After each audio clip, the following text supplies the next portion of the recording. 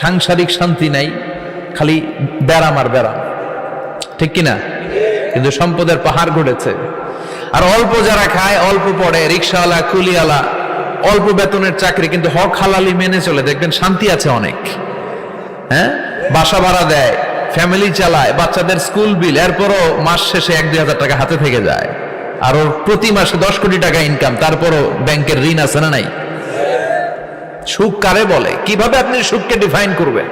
সুখ তো টাকায় কিনা যায় না, শান্তি টাকা দিয়ে হয় না, শান্তি দেওয়ার মালিক কে? শান্তি আছে অল্প খেয়ে শুকর করার মধ্যে, শান্তি আছে আলহামদুলিল্লাহর মধ্যে। চিল্লায় বলেন ঠিক কিনা? এজন্য অল্প খাবো, অল্প পড়বো, অল্প জামাবো, অল্পের ভেতরে বরকত দিয়েছে কে? দেখেন, ধনী ভাইরা খেতে পারে না, কিন্তু রিক্সাওয়ালার কি সমস্যা হয়?